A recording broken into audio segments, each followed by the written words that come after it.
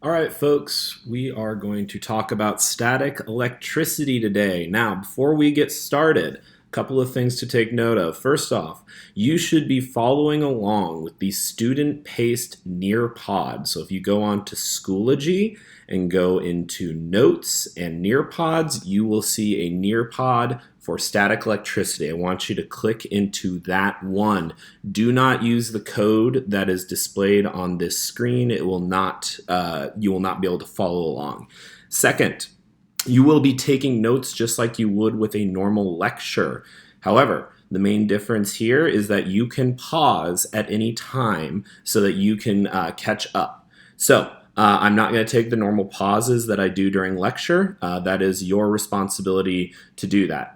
Please do the interactive parts as much as you can. I will be able to gather information from those so that when we meet next, I will be able to answer any questions or address anything that you all would like me to address. So let's go ahead and get started talking about static electricity.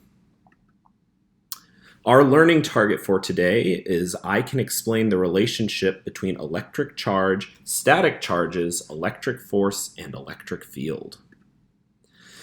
Your notes, you need to go ahead and set up your notes in your yellow packet. Our essential question today is what is electricity? And we have 4 guiding questions. What causes an electric charge? How do electric charges interact? What are the differences and similarities between electric charge, electric force, and electric field? And what are the 3 ways that static charge is released? So, we are going to be looking at some simulations on PhET going forward, and during the following simulation, please pay attention and make observations. I want you to play around with the simulation and see what you can do, and then I want you to be prepared to share out at least one observation afterwards. So this should be on your screen right now, and what you can see is that we have a balloon and a sweater here. So balloon's right here, sweater's right here, and then there's a wall over here. And what you can do with this is take the balloon and move it around. And what I want you to do is make sure you have all of the charges shown, and go ahead and move the balloon over here to the sweater and see what happens. And you'll notice that the charges transfer. So you can release the balloon, you can see what the balloon does, you can have 2 balloons and do all sorts of things over here, and you can make observations. So go ahead and mess around with the different settings on here, and when you're done exploring this, go ahead and continue this video and continue taking notes.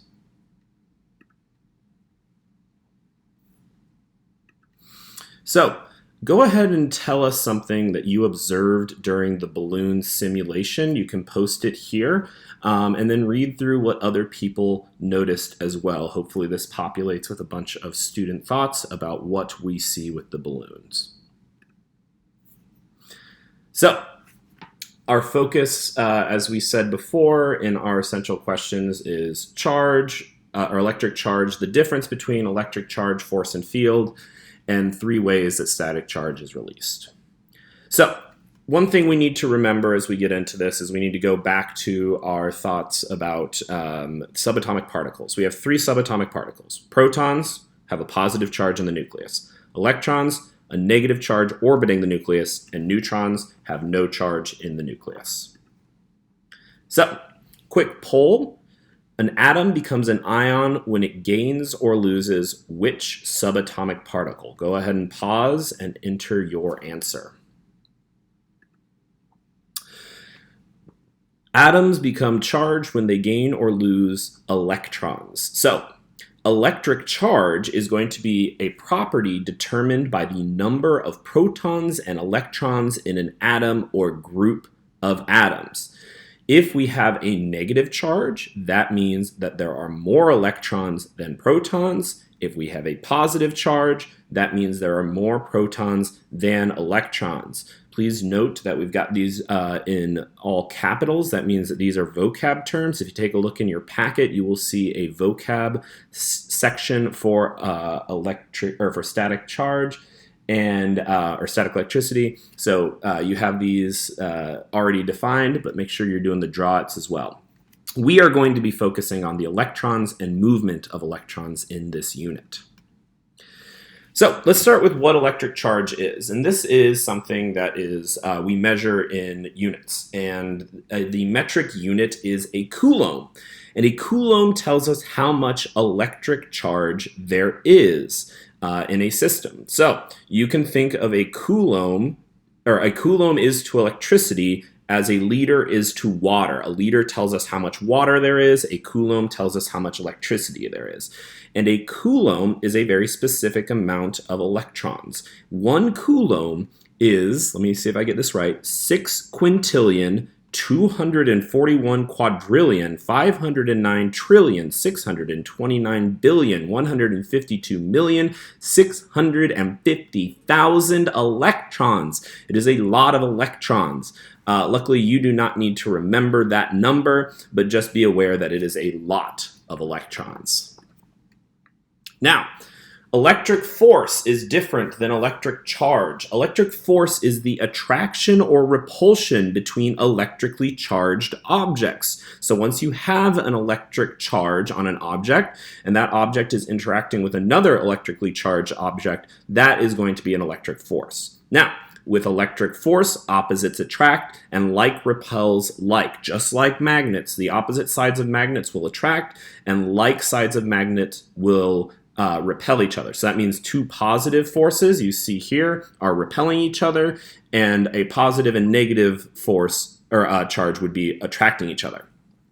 The force increases as the charge increases. So you see this right here in this part of the image here, that if you just have single positive charges, there's a small repulsion between the two, but if you double that charge, that is going to massively increase the amount of repulsion between the two. So as you increase the charge, the force between the two increases. The force decreases as the distance between the charges decrease. So these 2 charges are close together, so they're very strongly repelled. These 2 charges are farther apart, and so they are less repelled from each other. This concept of how charges are attracted or repelled to each other and the relationship between the amount of charge and the distance is called Coulomb's law. So, if we go ahead and go back to our simulation, and I encourage you to try this along with me, what we can see is we go ahead and rub our balloon here, and the balloon picks up all of the electrons from the sweater. Now, if the balloon is very close to the sweater and we release it, it goes really, really fast to the sweater. However, if we move it further away, it takes a little bit longer for it to go. And if we remove the wall there, it takes even longer. That's because it starts out really slow when it's over here, and therefore it takes a longer time, or it's slower because the force is not as strong. When it's really close, it snaps immediately. And so that's Coulomb's law in practice. We can also reset the balloon and have 2 balloons and give them approximately the same charge. So I'll get half of the electrons on here, and then I'll get half of the electrons on this balloon. And you'll see that these 2 balloons now are repulsed by each other, and if they're closer together, they're more repulsed by each other. So right now they're kind of just a little bit, but if I get this balloon right up here, it's going to go real fast. So that shows stronger charge, and now that balloon is being kind of pulled towards the positive charge on the sweater, and then being repulsed by the negative charge on this balloon. So kind of what you're seeing there. Mess around with that, see how you can make the charges interact with each other, with the difference between how much charge there is and how close or far apart they are. Electric field is our 3rd concept when it comes to static electricity. An electric field is the space around an electric charge that affects another charge. And this is going to be how we diagram this. This is 1 positive charge and 1 negative charge next to each other. And positive charges produce a field that points away from the charge. So you see these arrows from the positive charge are pointing away, and the negative charge produces a field where the charges are pointing towards it. So that means that charge moves from the electric field moves from the positive charge to the negative charge. And the field is stronger where the lines are closer. So what you'll see is that all of these are connected. So these arrows all transfer from the positive to the negative, but these ones that go off the screen, they actually loop around up here and go over to the negative as well. So even this one that's over here, it's making a big loop around and coming back over on this side. What you'll see is that where the positive and negative charge are closest together, that's where the lines are closest together, meaning the electric field is strongest. As you move to these parts where the electric field is kind of farther away from the negative charge, the lines are farther apart, meaning the electric field is weaker, which is what you would expect. The parts where you have the charges close together, it's very strong. Where they are not close together, they are farther apart and weaker. So, I've got a clip here. I'm going to ask that you pause this video and watch this clip. It is from the 1990s sitcom Seinfeld, and I think that it's a pretty relevant clip to what we're talking about. So go ahead and pause that, and then pause this, watch the video, and then come back to this lecture. So from that video, what I hope that you kind of see is that opposites attract. You know, we might always think that or two things that are like each other will attract, but kind of in life, you see that if things are too like each other, they will repel each other, and we kind of make that metaphor to electricity. So what I would like you to do in your notes now is create a Venn diagram that looks like this. And over each of these, I would like you to go ahead and put electric charge, electric force, and electric field. And take a moment, and I want you to go ahead and fill this out. This is something we're going to do when we gather together next. And we'll use this as kind of a review technique. But if you already have this done with some ideas in there, it'll make this much more valuable and useful. So go ahead and fill this out to the best of your ability, and we will come back to this when we're together as a group. So, static electricity and charging. Static electricity is the increase of electric charge on the surface of objects. Static electricity explains how charges are transferred from one place to another. Now, static electricity or charges can be transferred in three ways. Friction transfers electrons from one object to another. So in this case, when we were rubbing the balloon against the sweater in the PhET simulation, that the balloon wants electrons more. The rubber in the balloon wants electrons more than the wool in the sweater, and so the balloon takes electrons away. Contact transfers charge as well. And hopefully we'll have a Van der Graaf generator set up front so you can see when an electric charge builds up and you touch the generator, the charge transfers to you through contact. Induction is when there is a transfer of charge without contact, and that's going to be like if you were to shock your finger on a doorknob in the winter. That is because you don't even touch the doorknob, yet you still get shocked, so there is a transfer there. So, static discharge is a sudden movement of charged particles, and you can see this in lightning. That's a bunch of charge builds up in clouds, and then there's a sudden discharge of static electricity, and the same thing with a shock from a doorknob. A lot of electrons got transferred to you. You touch the doorknob, and those electrons jump to the doorknob, causing a shock. So, go ahead and take a moment to take the 3-question quiz. See what kind of questions will be on the quick quiz tomorrow.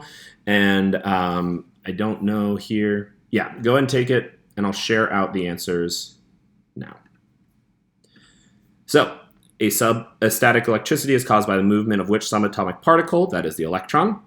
As the distance between two charges increases, the electric force decreases. And what is the space around an electric charge that affects other electric charges? That is the electric field. What questions do you have? Go ahead and enter these. I will take a look at this when I get back and make sure to answer any questions you have. And finally, how would you rate your understanding of static electricity on a scale of 1 to 5? Use that to assess how you are going to work next. So here's what you need to do. If you are a 1 or 2, there is a video on Schoology. If you go to Notes and Tutorials, I have a video about static electricity in the tutorials that you can use. Also, you can read pages 600 to 603 in your textbook, and that should get you caught up. If you are a 3 or a 4, I want you to try Project 8 in the Snaptricity book and try out the Van der Graaf machine that should be up front right now. If you are a 5, I want you to work on your Snaptricity Inquiry Lab. That's that packet that you picked up the other day about Snaptricity. Go ahead and grab a kit.